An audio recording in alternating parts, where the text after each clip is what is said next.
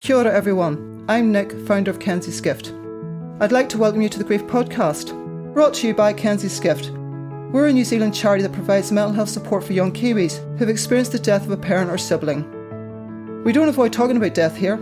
It's hard, it's real, and it changes everything. This podcast is a place for honest conversations about what it's like when someone in your life dies, how grief shows up, and what comes next.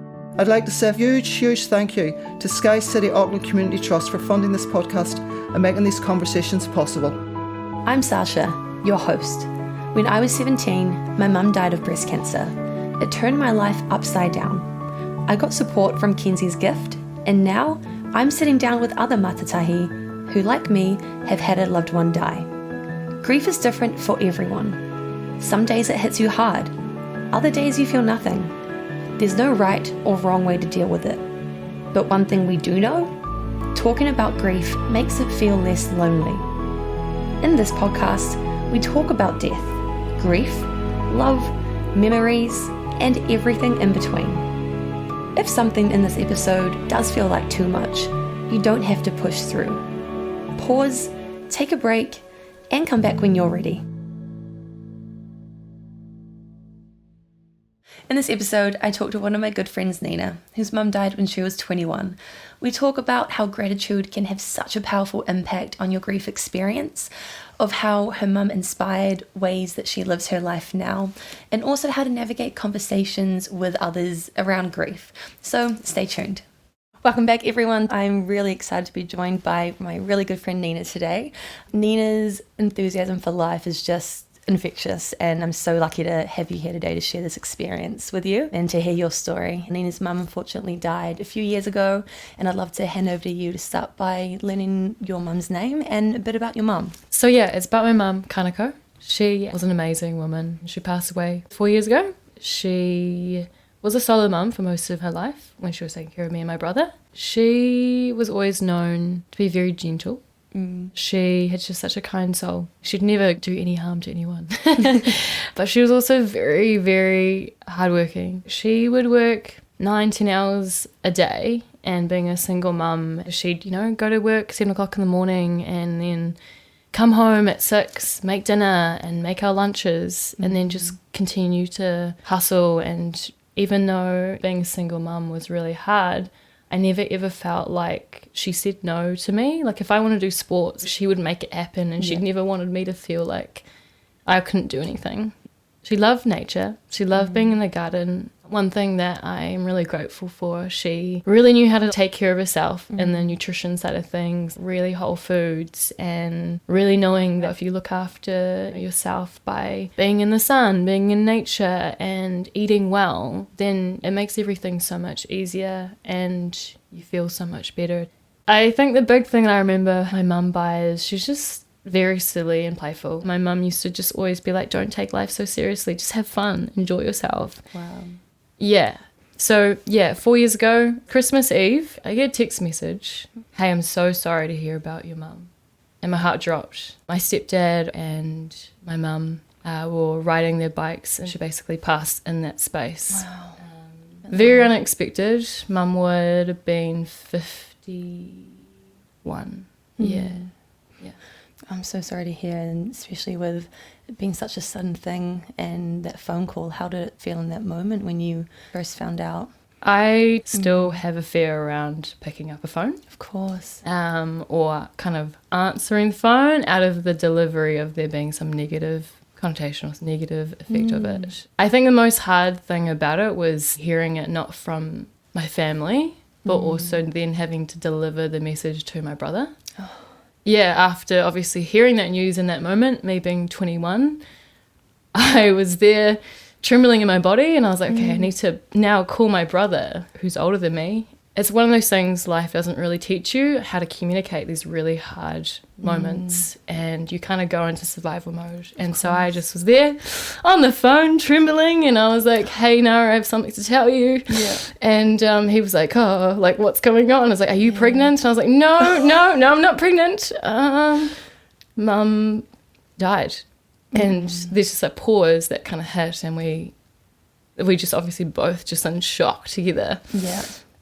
So that was probably the hardest aspect of that. And then not knowing how to continue from that moment as well. Like my plan was to go and see some family, some friends. Yeah. How do I continue my day on Christmas Eve? That was probably the... Definitely. Yeah. So I imagine Christmas Eve, obviously that's the anniversary of your mum's death, quite a challenging day? Or It's definitely challenging because my upbringing's never been normal, where everyone comes together for Christmas, and so when one of your staple family members gets taken away from you, there's an element where you see everyone around you having their beautiful family gatherings and you feel even more isolated. Every year, even around her birthday, it's something that you subconsciously know is happening and you kind of try and calm yourself. But we just try and create rituals. So me and my brother will try and spend some time together where we do like a little blessing, do something that mum loved or talk about the things that we used to love about her. Oh, that's beautiful. And what are some of the things that your mum loved and how do you and your brother carry that on? I think there's a few things where like we'll do a meditation because she's very much a spiritual person, and so we do a little meditation and send some like thoughts on her end and talk to her like she's still here. I think the big thing is my mum was always a very playful and excitable person. And so I think we always try and just talk about those really beautiful memories and moments where she'd just be like a little kid. I think Mother's Day is always a tricky one, and I've kind of created my own little ritual where I wear my mum's clothes, listen to songs that she loves, do something that she really enjoys, which would be in nature or gardening. So yeah, just those little rituals for sure. I guess those things make you feel close to her, hey, and still have that connection. I think one thing that I found really helpful that I actually did before mum passing, you know, we always have a lot of upset or anger towards our parents for things that they didn't do or things that we wish they had done. And you hold a bit of tension towards them. But, you know, your parents have no idea. They're learning. They're just little kids in big bodies. And the practice was to sit down and write down all the things that you are really grateful for them or things that they taught you. And it's up to you whether you want to send them this or whether you just do it in your own space. And so I think I would have been 16 at the time. I wrote everything down and I sent an email to both my parents saying... Hey Kaneko, look, I just want to say I'm really grateful because you taught me X, Y, and Z. And it was things very much like I said, I'm so grateful that you taught me how to feel myself, right? You taught me the perception that it is all about being happy and being playful, and that makes things a lot easier when you do things in life. And that was not only very healing for me to recognize how much they've done for me, but also for them. And the amount of gratitude that they got from that of like, wow, I'm really happy that I impacted them in that way. The fact that you did that at 16, so, as we know, you know, they're gone one day, and after this I'm going to go home and do that to my dad. Yeah. 100%. And I think that I'll do it again as well, because I think every phase of your life, you have a bit more gratitude for things or recognize things. And I think that whether you're 40, whether you're 30, you can still be there like... I recognize that now this is how I parent because mum taught me this. Or thank you for sharing that. I think that's a really, really great tool we can all use. I know that you graduated uni. Do you mind telling us a bit about that experience in terms of your grief as well? Yeah, for sure. Yeah. Having conversations with my brother, I knew that big events in life would be really hard. And, you know, you might be kind of coping and you can... manage things, and then there'd be just like one big event and it just is a flood of emotions. My graduation was coming up. A month prior I was feeling quite, you know, you could feel this prickling of emotions coming up of like trying to stabilize your emotions but knowing that it's going to be a tough day. Preparing. Yeah, exactly. Yeah. My mum always wanted me to graduate, and it's because I was like the first of her family line to graduate. I think that even though I know my mum's there in some way, and people always say she'll be looking down when you graduate. It's definitely one of those things where you just hope that your mum's there on that special day and all that like hard work that you put in. I think out of anyone in the world, you want your parents to be proud of you. Yeah. It's hard when she's not there physically. And I think like at a really root level, everyone just wants to feel loved and appreciated, and especially by their parents, right? I just kind of felt like I couldn't really be proud and happy for myself on that day. But it was cool to see other people in my life show up. People like my brother and my best friends. They really showed up for me and made an effort. And that really was like a nice mum hug just in itself. Really glad that you have your brother and best friends that could show up. Something I would love to talk to you about is I remember you went to Japan. Would you mind telling me a bit about that experience, why you went there, how long you were there for, and in relation to your grief and how you felt? I guess just to set the scene a little bit, my mum's Japanese. She was born there, but she moved to New Zealand when she was 23. Obviously, 2021, and we went into lockdowns, all that kind of stuff. So when mum passed, we needed to tell her parents. And so the way that we had to do that, my brother, being the other one, he delivered it through WhatsApp, essentially. And that was a really hard conversation for him to have. With COVID happening, we couldn't go overseas, right? And so last year was kind of that time where we're like, we need to go see them. And so we actually took half of mum's ashes with us. And I knew that I was going to be very emotional for so many aspects. One, because going into the motherland of mum and then having to deliver such a precious thing to my mum's parents. And I think it's one of those things where, because we were away from them, it's really hard to conceptualize that she's not there anymore. It's become a normal day-to-day to not see your daughter. So true. I think for them it was another impact of shock to then be given this box.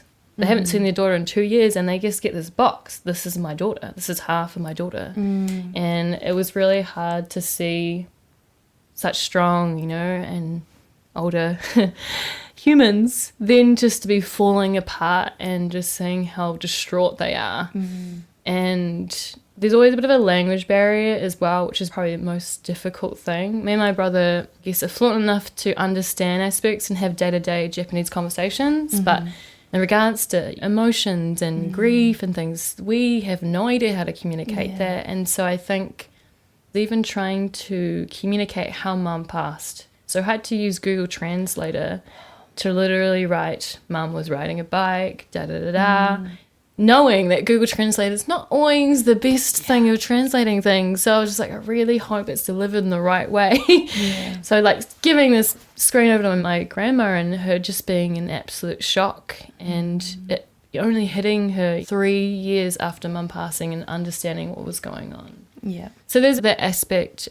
I think the hardest thing for me and my brother was being in Japan where we feel very connected to the culture, but then also feeling so much removed from it and knowing that we are still an outsider. Going through the different countries and cities, all I could think about was mum and how little I actually knew about her and her culture. And I think it was another level of grief where I was like, she's my mum, but I also feel like I don't know her. I came out of the trip feeling really confused on a lot of things. Parents are very much a stable role and you feel like out of anyone, they should know you and vice versa. And I just kind of came out of being like, okay, I'm still figuring out my identity. My grandparents, we were at the graveyard and we were doing a whole little ceremony and my grandparents said, we thought that we would be here before mum. And the fact that we are putting our daughter's ashes into the grave before her seems so wrong. And in Japan culture, they know they'll be maybe passing in the next 5-10 years. They actually do their own graves. So that we have a grave under our name, Hirose. And so they had it carved out. And they were like, it's just strange to be putting your daughter in your grave. And I think that was a really heartbreaking. Thank you for sharing. That's really beautiful. Have you found that with your two cultures, your grief has been either affected by the two cultures or you've grieved differently among the two, or any thoughts around that?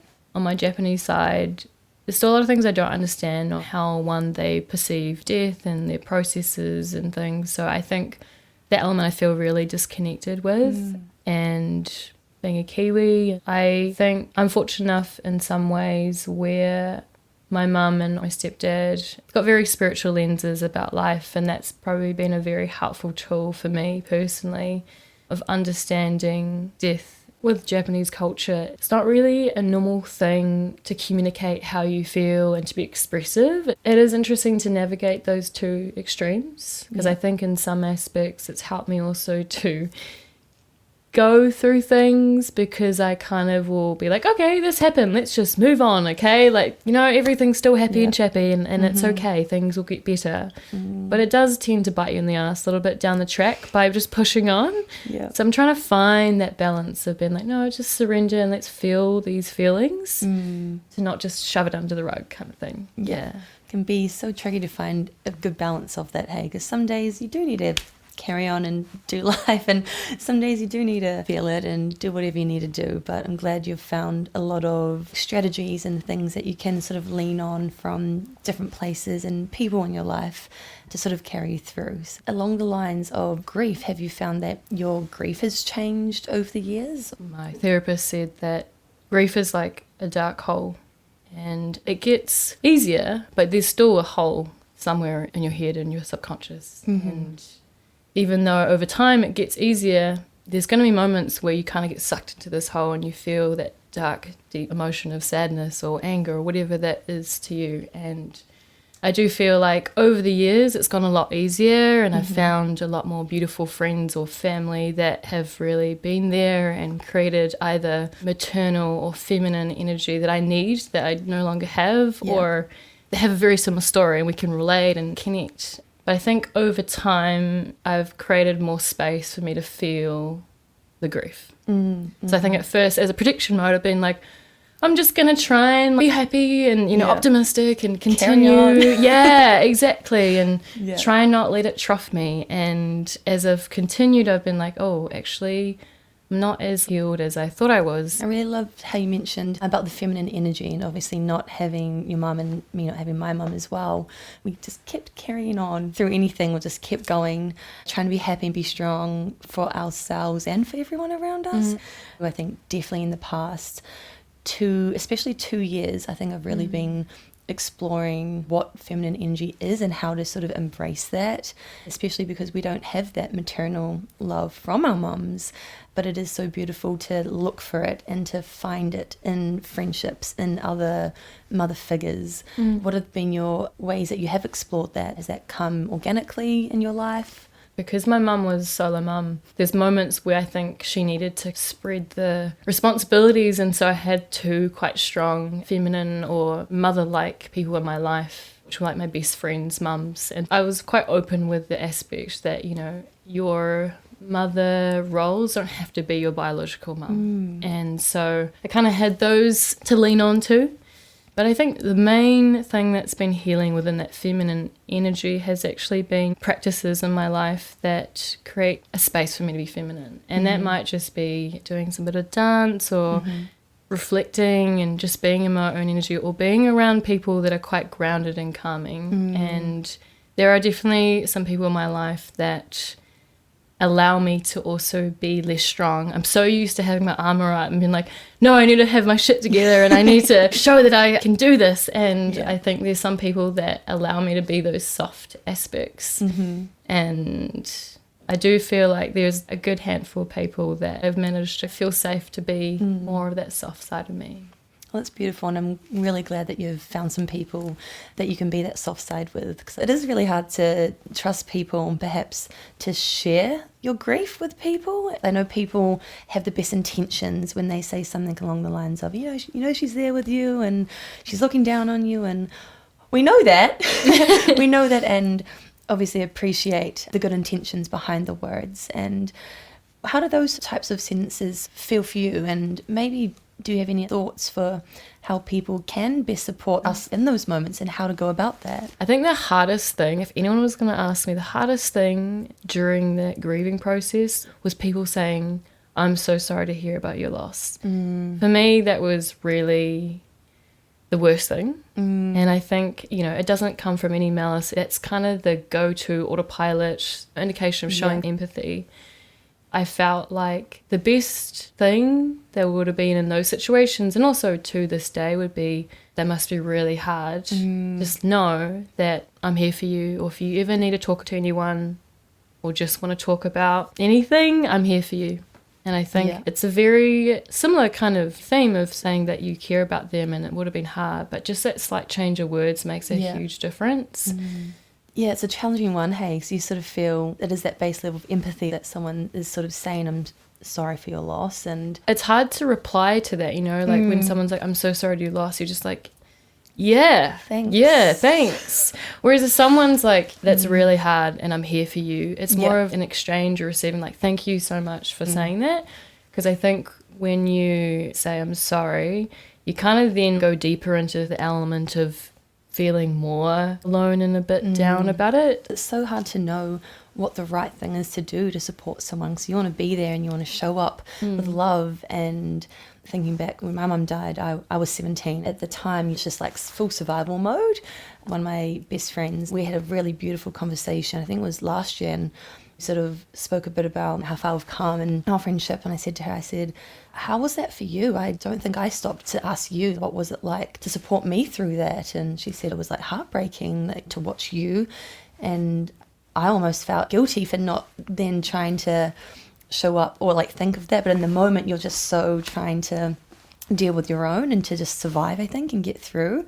I think we had a beautiful conversation. I said to her, you did all the right things. As two 17-year-old girls, you showed up for me. You were just a friend, and that was exactly what I needed. And I think, as you mentioned, like, how can I show up for you? And it was a beautiful conversation of, you showed up, and that was all I could ask for. I think in the beginning I wanted a village around me, and I think over time it's become a lot more individual. What about you? I tend to really need time for me to just be in my own thoughts and not have so much external input. I guess in a way it's a protection method. I think at the time, even though I had a lot of people around me, it was very overwhelming to have such a flush of people to be there, like, I'm here for you, if you need anything, da-da-da. And it was beautiful to feel so supported by such a wider community, but it was overwhelming to have 10 messages to be like, I'm so sorry to hear about your situation, please know if there's anything, can I do anything? And it was just like, you're trying to process and trying to be within yourself, but then also having to accommodate or try and communicate with so many different aspects. And the biggest thing that I found hard was you're taking on other people's emotions, and then you're also trying to stabilize your own emotions, trying to stay strong. And I felt myself almost trying to protect myself from people or isolating from myself just so that I didn't have to take on other people's grief. Yeah. At the time, kind of kept my circle quite small. I think the people that are very much your close-knit friends and family, it's still very much shared, especially, your brother is one of the only people that really understand what it feels like, because it's your mum, and they've seen you throughout your whole upbringing. And so I think it's very much shared in that aspect. But I do feel like it is a journey that you have to go alone. I think in general, I share my story very openly for people to not only understand me and maybe to be there for me in some aspects, but also for people to be more grateful for their mums or their people in their life, because I do feel like it's so easy to take things for granted. You generally don't know when the last time you'll see someone. You mentioned you're really open about your story and your experience. And I think it's funny because we met working together. I think for a while we didn't actually connect over it because we just didn't know. And I feel like it had been at least maybe a year. It just didn't come up. And then one day it sort of, I don't remember what it was, but it sort of came up and we sort of looked at each other like, wait, like your mum's dead too? Oh my gosh. And there was sort of like a moment of, wow, this is why we met. Like not the sole pure reason, but I think we both knew there was just a deeper connection of like why we were to become friends. So yeah, being here today, doing this with you, just feels like a beautiful, another full circle moment. One question I really want to ask is, if you could go back in time and talk to Nina a few years ago, what would you tell her for your grief? To not be scared to let more people in. I definitely have learnt this, especially in this last year, to be more vulnerable, to let people in. And I think at the time, out of the fear of not feeling like people could be there in the way that I needed to, I kind of held things in, or I didn't want to burden people, so I'd kind of suffer myself. I'd rather me suffer than people to suffer with me. And I've then now learnt down the years that people want to show up for you. They want to be there for you. They actually have enjoyment out of helping. And I've definitely learned that through my best friend, where she's like, I get upset if you don't tell me that you're not okay or that you need my help.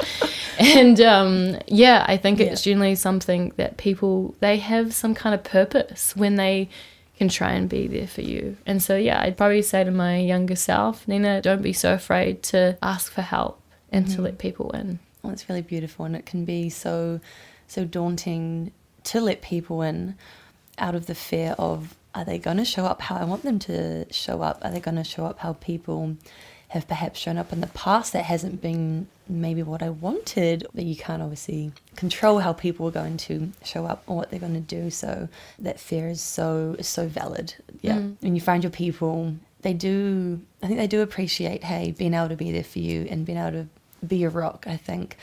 And I just want to thank you again so much for your time and your energy here today. I know it's not always a really easy thing to do, to talk about and to be so vulnerable as you've been, but I appreciate it, and I'm sure people listening, it's going to help people just by us having these conversations to be open. I know we have these conversations anyway, but for anyone listening to feel like they are less alone. So from the bottom of my heart, thank you. I know we already connect, but yeah, it's so great to share this. So thank you so much for being here today. Thank you. Thank you so much. Grief is tough, and you don't have to do it alone. If this episode brought anything up for you, talk to someone, a friend, whānau, or someone you trust. If you're in New Zealand and want professional support, Kenzie's Gift is here. We offer one-on-one therapy for under 24s, plus support kits and resources at kensiesgift.com. And if you're outside New Zealand, check in with your GP, your school counsellor, or a local support service. And if you need urgent help, please contact emergency services. Thanks for listening. Take care, and we'll catch you next time. Ka kite anō.